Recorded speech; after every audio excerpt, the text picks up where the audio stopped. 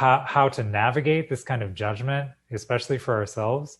It's looking and seeing if whatever I'm thinking or doing right now is disconnecting me from myself and my essence, not the story of who I am. Because the story of who I am, I can change that story on a dime.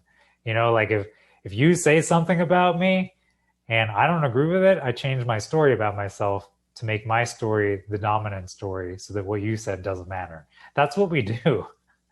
That's why we become defensive, because the story of me doesn't agree with what you're saying. And therefore, I need to rewrite the story. But, when we practice this kind of compassion and humility, we recognize, I'm not in charge of what's going on in my life in a big way. In other ways, I am.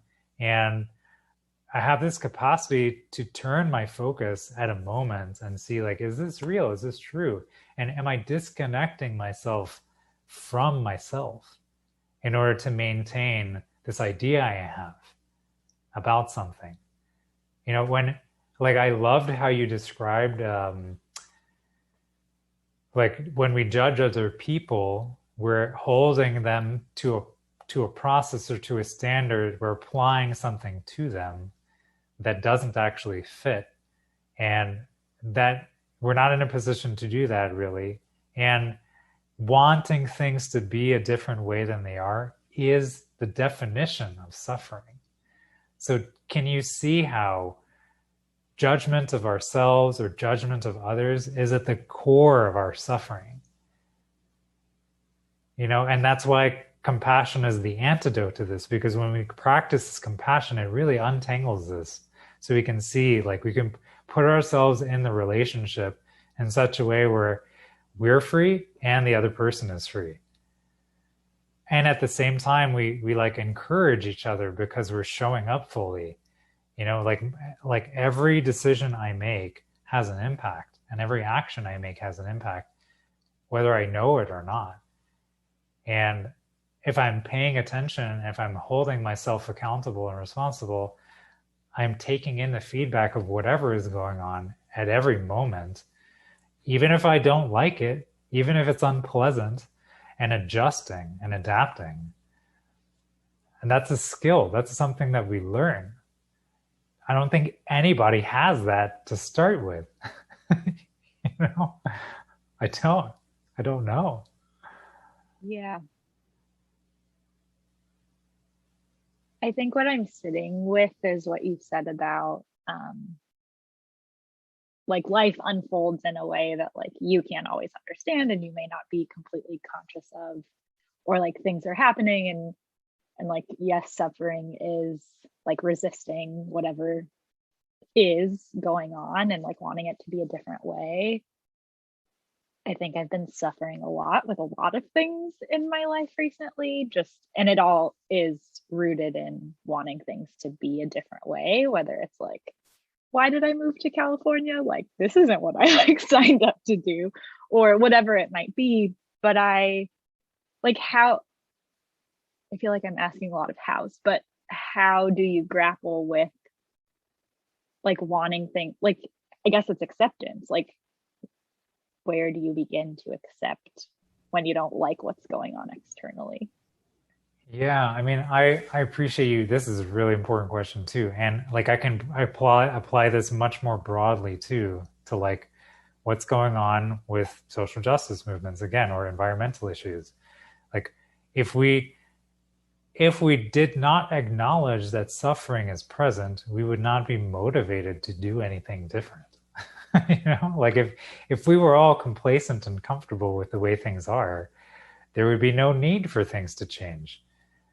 So I think part of how we acknowledge or how we engage with this suffering is we use that suffering as the teacher. It's teaching us what needs to shift, and our willingness to engage with that suffering is what allows us to not only accept it or tolerate it, because that's the beginning, right? It's the same way when you're learning to write. You have to learn how to hold the pencil and move your hand in the shapes.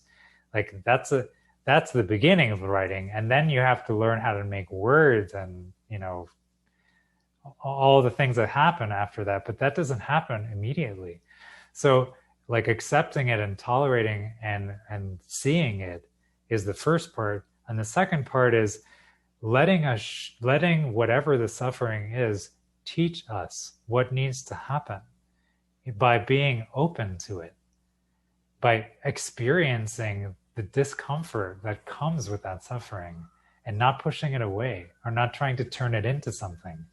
It's very tricky. Our mind like loves to do this thing where like something difficult is happening and therefore I turn it into like something to reiterate a story I have about myself or the world around me. And therefore I don't have to really engage with the discomfort there. I've made a story that makes me feel comfortable with that. And that process is like kind of a back end way of just getting more deeply into suffering. Because the deeper the story, the more difficult it is to untangle it. It's like when you lie to someone. Have you ever like lied to someone because you were a little uncomfortable about telling them the truth, and then later like you have to remember what you said to them? How uncomfortable is that? It's so uncomfortable. And then you may have to dig yourself out of a hole that you dug yourself into.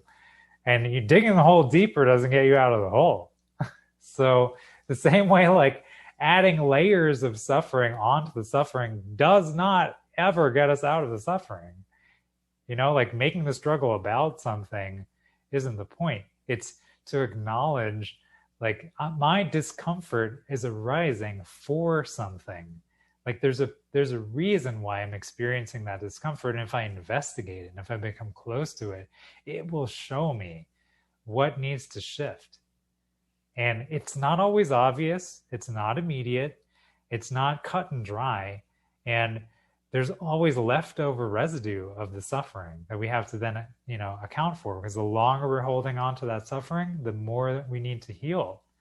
So, this question is like really, really important, because in the context of like our interpersonal relationships, like if a conflict has happened and we don't address it or resolve it, it festers, and then we become further and further apart from one another, where the boundaries that help us to feel safe become so strong that the relationship is very thin and not very rich and nourishing.